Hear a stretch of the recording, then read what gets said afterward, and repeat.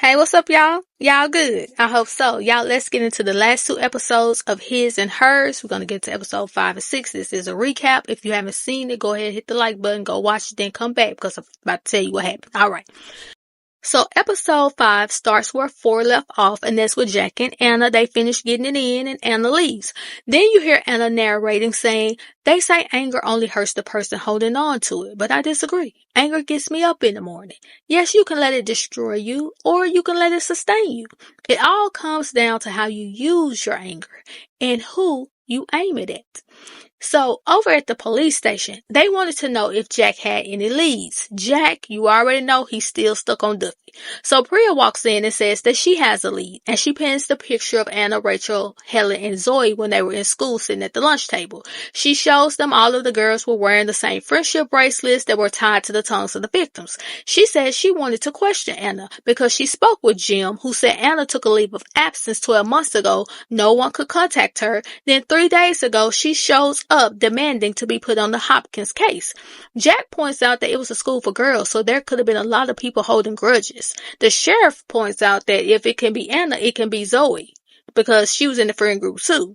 Priya starts to lay out all of her theories, from the writings left on the ladies' bodies, no defensive wound, the suspect breaking into the school without having to break in the windows. She says the only person who would know that was a student. Jack said, well, any student could do that then.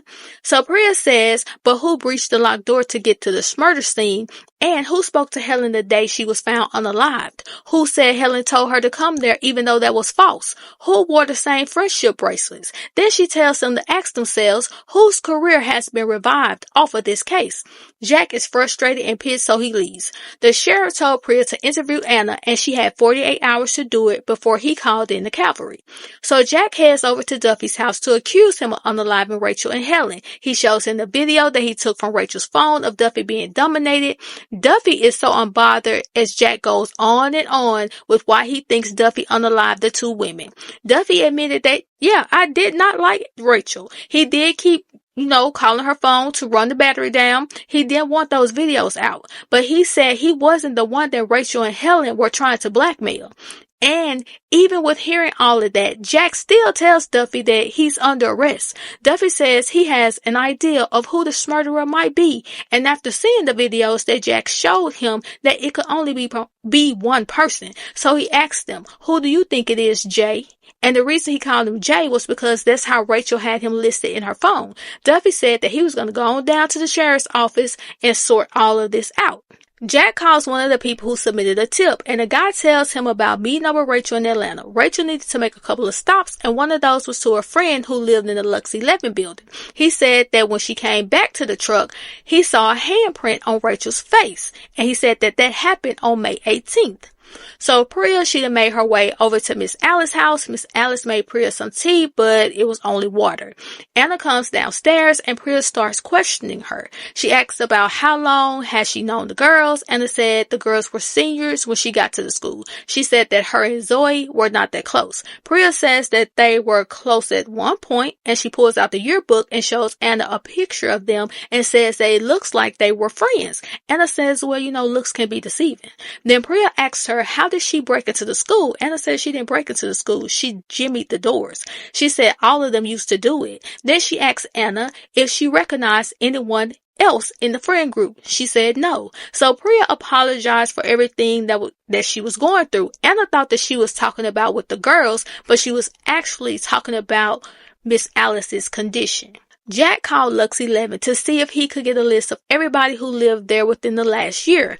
Zoe comes to the station to bring pizza, but actually she's freaking out. She was nervous and wanted to know if she would be next. He wants to know why would she think that she would be next. Zoe said Anna's 16th birthday, and things may have gotten out of hand, and it was pretty bad. She tells Jack that Anna wasn't who he thought she was.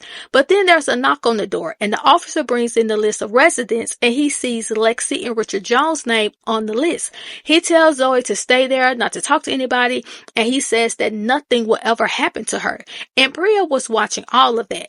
So he pulls up at the bar where Richard was and started questioning him about Rachel. He questioned him about May 18th. Richard said that he was out of the country he has 200 people that can vouch for him. Jack asked him about the charges of assault. Richard said that Lexy had a stalker, the woman got aggressive, and he handled it. It was a natural reaction, raw instinct. So Jack says, do you often act off instinct? And Richard told him to ask Anna. And Jack started pounding him. So, Priya had to leave. She makes it back to the office, to the station, and she saw Zoe. She asked her what happened between the 4 girls. Zoe said it was 5 of them. Catherine was the one taking the picture. So Priya pulls out the yearbook and Zoe shows her Catherine. Anna, she was over there with Richard. She had him to put some ice on his face. Richard said that he was pressing charges. Anna told him not to do it because if he did, she was going to tell his wife that they slept together. So now the sheriff was fussing. He is fussing at Jack because he told him to keep it together. He didn't do that. Now you done jumped on this man. He can sue you. Jack saying no, he ain't. So he tells Jack, don't go anywhere else near this case. If you do, I'm taking your badge. So over at Zoe's, she's getting ready for a bath. She goes upstairs, but then you can hear a door squeak and you see the shadow of someone going upstairs. Then whoever it was, baby, they done burst into the bathroom, and the next thing you know, you hear dogs barking. Priya was on the internet doing a search on Catherine Kelly. She gets a call about Rachel's phone, and they told her that she had consistent calls from Duffy, Helen, and Jack. Now back at the hotel, Anna finds out that their rooms were canceled by someone from WXK. Richard didn't want to hear all of the reasons why their rooms were canceled, so he says that he has a place up there and they can stay there until they can make new arrangements. So they're heading there. It seems like the place looks familiar to Anna. Then she has a flashback of her and the girls going into the woods to party for her birthday. But then you see these 3 guys show up.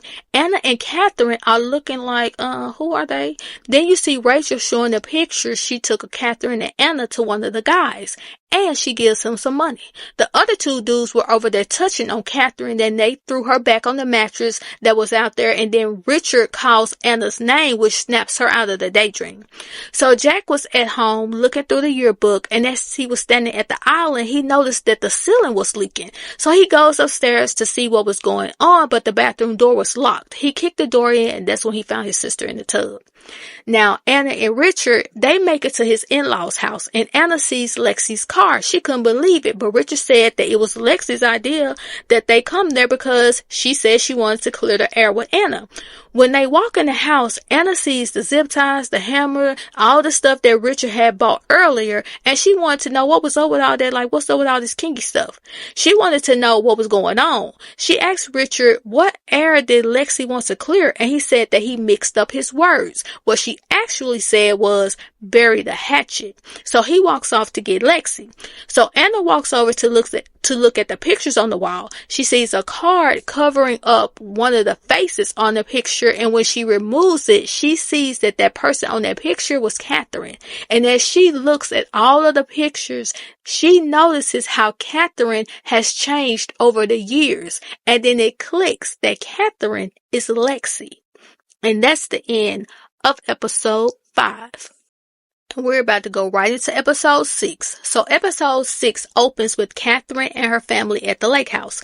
They were on their way to go sailing. So Catherine wanted to know if they had to do that every weekend. And her mom asked her if she knew how lucky she was to have a family with a boat. And she was like, it doesn't even have a motor. So her mom was like, Catherine, Alexis. And she says, it's Lexy now. So her sister, she walks off and she tells her to make better choices by not eating so much junk food because she might tip the boat. So she walks off, but she yells back and tells Catherine to bring her inhaler. But as Catherine is walking towards the boat, she is pumping the medicine out of the inhaler. Then you hear Anna narrating, and she says, my mother used to say that if you're going to do something, you might as well do it right. And like most things in life, the more you do something, the easier it gets. I suppose the same rule applies to unaliving people. Then as they're sailing, you can hear Catherine's sister gasping for air, but her inhaler doesn't work, so she passed away. So Anna, she called Jack for help, but he tells her that Zoe was gone. Richard walked in and saw Anna on the phone. He wanted to know who was she talking to. When he hears that it was Jack, he takes the phone. Jack tells her that he is on his way, but when he walks out the house, Priya is there. She was trying to get him to stop because at this point she thinks he's the suspect. She called for backup. Jack tells Priya that she can trust him. Then he walks up on her and punches her in the face. He was like, hey, I'm sorry. It'll all make sense later, but I gotta go. know Anna's in trouble. So the cops arrive and see Priya leaned up against the stairs in a daze. So Richard tells Anna that she was entitled and that rich people like her just use folks. Anna was like, you no longer have to help Lexy. Richard thought she was crazy to think Lexy had anything to do with Rachel and Helen being unalived.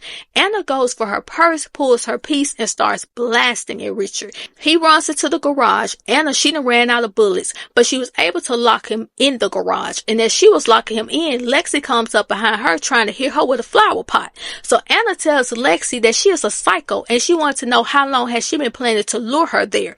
Lexy tells Anna that she was the one who lured her into the woods 20 years ago. In Lexy's mind, she feels like Anna was a liar and she was a fake friend. She said that Anna laughed at her, and I'm like, girl, she did not laugh at you. Where did you get that from? So Priya talks to the sheriff and lets him know that Zoe was unalived. He tells her that Duffy said that Rachel and Helen tried to blackmail Lexy a while back, and that got Lexy slapped. The sheriff said, according to Duffy, Lexy confided in Rachel about her sister. Priya asks what was the sister's name. The sheriff said Andrea Kelly. And that's when Priya tells him that Catherine Kelly is Lexy Jones, and she was going to need him to meet her at the Kelly house immediately. Anna and Lexy were over there tussling. Jack pulls up. Lexy sees Anna's piece, so she goes for it. And as she's pointing it at Anna, Jack runs in and pushes Anna out of the way. And then you hear this pop, and it was Priya. She got Lexy right in the middle of the forehead. Now, all of the cops are there. Anna and Jack are sitting outside. She apologized for what happened to Zoe. He asked her what was it between her and the girls. So she tells him about Rachel luring her and Catherine into the woods. And some guys showed up that Rachel had sent some photos of her and Catherine to. So she told him that those men attacked Catherine and that Rachel, Helen, and Zoe watched. She said she wanted to tell Jack, but she couldn't because she just has never been able to tell anyone. She just pretended that it never happened. Priya and the sheriff, they were going through Lexy's room and they found a box with Rachel's nails and they also found a knife. Anna goes to fill the reporters in on what was going on, and Priya apologizes to Jack about, what she thought and about what happened to Zoe. Now, fast forward a year later, Jack and his niece were packing their luggage. They picked up Anna from work, and honey, Anna is pregnant. They go to see Miss Alice, but they stop by the baby's gravesite first and put some flowers down. They make it to Miss Alice's house. She has a nurse with her now. So Miss Alice, Lil Meg, and Jack go on the back porch and start potting some plants. Anna went upstairs to get into something a little more comfortable, and when she looks in the mirror, she sees a letter on her dresser.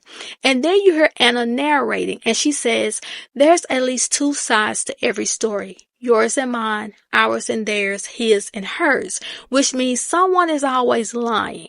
It took a long time, but I understand now why things went wrong. It all leads back here, to this place, to the people who did what they shouldn't have.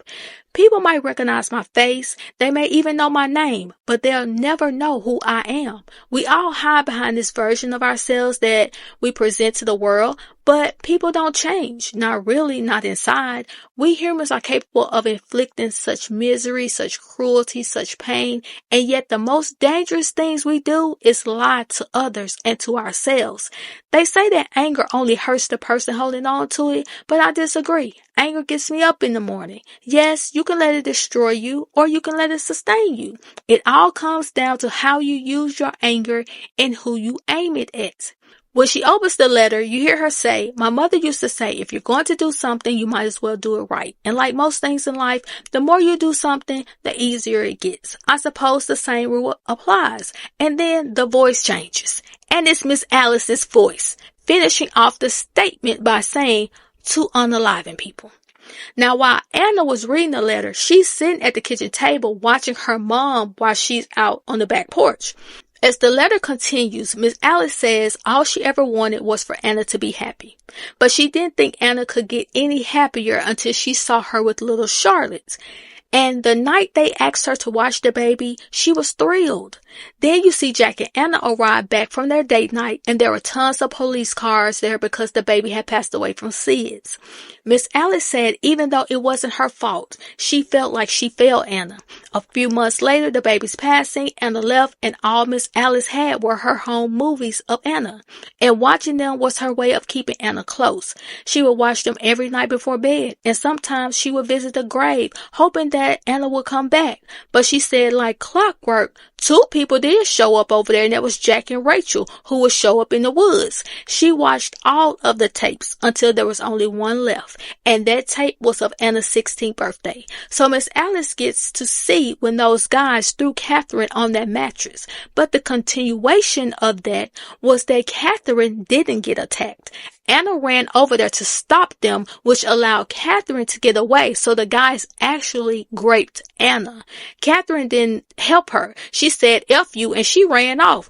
Rachel, Helen, and Zoe, they just sitting over there on the couch watching and singing happy birthday. And you see Miss Alice break down. The tape ended and she was still sitting in that chair. She is over there steaming. The rage in her was building up. She said the anniversary of the baby's passing, she hoped that Anna didn't return, but she did. And she saw Anna when she was watching Jack and Rachel. Miss Alice was standing at a tree watching everything. When Rachel was leaving, she had low tire pressure. When she got out to check it, she saw this woman walking towards her, and it was Miss Alice, and that's when she attacked Rachel. Miss Alice took off her clothes, started walking down the middle of the highway. She said no one would think an old woman was a serial unaliver, and then add old age on top of that and mistake determination for dementia, and there goes the frail old woman. But she said for her mind and memory, it was as strong as a bear trap. She said when it comes to old folks, they're usually, forgotten, ignored, and invisible. But year after year, some things stay the same, like the same locks, doors, keys. She said they could have stopped her, but people only see what they want to see, even when the truth is sitting right in front of them. Then they zoom in on the two different set of footprints and Miss Alice's feet when she was sitting in the back of the ambulance. She said that she never intended on unaliving Catherine. She felt like prison would have been good enough for her because she left Anna the way that she did. That's why she planted all the evidence there. Then we find out that Miss Alice was the one who canceled Richard and Anna's hotel reservations. She said she knew Anna would be safe because Jack will always be there for her. What she wasn't expecting was Priya having such a good aim. She said, but hey, I didn't lose no sleep over it. The way Miss Alice saw it, the unaliving of Rachel brought Anna home, Helen kept her there, and Zoe gave her the family that she lost. Miss Alice said that she was writing that letter because Anna was about to be a mother again. She wanted her to love her grandbabies the way that Miss Alice loved her and show them that a mother's love never dims or weakens. It's constant, continual, and relentless. Miss Alice was watching Anna read the letter, and she was standing there looking just as proud. And at first, Anna looked scared, and then she looked shocked. But by the end, baby, she was a proud daughter, like, that's my mama right there. And that was the end of episode 6, and that's the end of the whole series of His and Hers. And there's also a book. If you read the book, let me know, get down in the comments, and let me know what did you think about the Netflix series His and Hers, and I'll talk to y'all later.